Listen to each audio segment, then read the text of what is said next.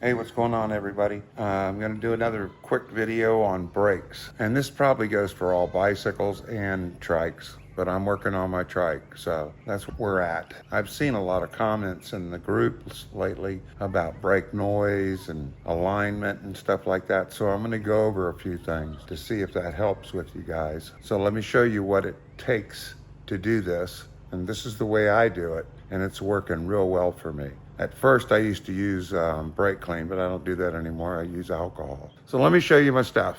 Things you'll need: a wire brush, at least 1,000 grit. Now this is wet sandpaper, but you can use regular for wood too, as long as it's 1,000. I wouldn't go any rougher, any lower in the numbers. Alcohol, a little bucket. This is the 5mm for the adjustments, and then this is probably a 3 or probably a 2 or a 3. It's not marked, but this one is. And these tools come with the kit you get with your trike. It did with Lectric, which is fantastic. Let me show you a few things right off the bat. Let's take this one over there first. The first thing I want to show you on here is that the brake rotors have grease on them. You'll see me move it around, but there's grease on these rotors that come. You can even see the grease on this spindle here where it's been oiled. And what happens a lot of times in the rain or water gets on here, even moisture, as you go faster, all this stuff throws out off here. By centrifugal force, these oils, especially if water gets on it, it's gonna beat up and throw right into your brakes, right onto this rotor here. Okay, what you're gonna do first is you either have this Allen head screw in here with your brakes, or you have a, what they call a Carter key that goes through and you bend them.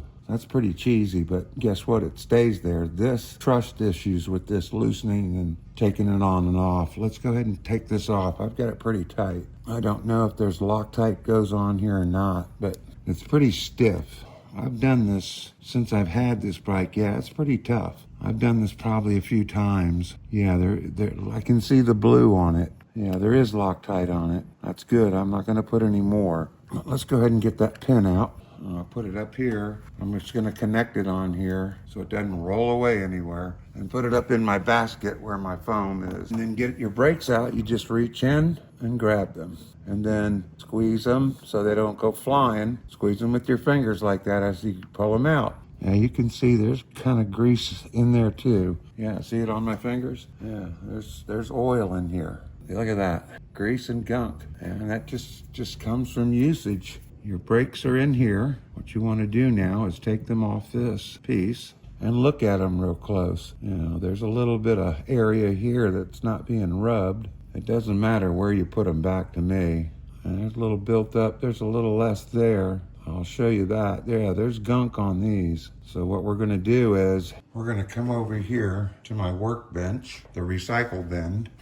Well, look at the dirt that's on those. I mean, right off the bat. All of these brakes are like that. This is not just mine. These are yours. This is what happens. Let's put them in this bucket. Little Tupperware bucket. You can use whatever. Some alcohol. Submerge them. Roll them around. You take your brush. Move it around. I'm really going to clean them when I pull them out. So what I'm going to do is, even just barehanded. You can wear gloves, whatever. And I'm going to brush them. I'm going to brush anything that's in here away with a good brush. You can pick these up at the automotive store, hardware store. Lowe's has these, Home Depot, Harbor Freight. Right off, you can see there's a lot of stuff on my fingers. Brush them real good. We're going to do this a couple times. Put them back in, move them around, get the original one, clean your brush a little bit, brush it again, throw it on the paper towel. This is how easy it is. Brush it again, throw it on the paper towel. Let's dry them off a little bit. It'll dry up pretty well. It's alcohol. Look at this, even just doing it like that. I mean, I could do it again. Make sure we get everything out of there. Could be stuff on this brush too. It's not the cleanest brush, although I used it last week. Let's move it around. All right, that's done. Let's do it again on a clean piece here. Yeah, it's a lot cleaner, but there's still stuff comes off them. It gets pretty embedded into those brakes. Dry them off real well. They're about dry already. If you want to let them sit a while, it's okay.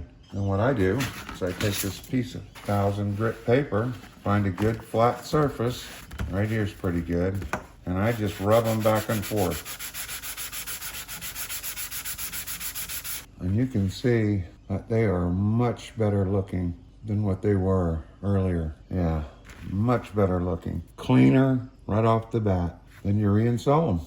And it doesn't matter how they came off or go back on. Okay, and then we're gonna put them back in. You could probably clean the clip off too, but it looks really clean. We're gonna put it all back together now. Put that over top the brake.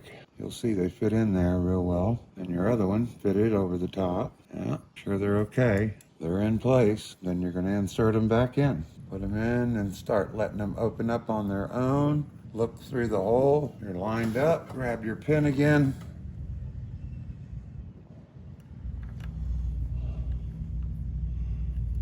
And give it a good tightening. Not over tighten, but just like that. There you go. Now, a lot of people have talked about they're hearing a constant rub when they're riding, or they're getting a tink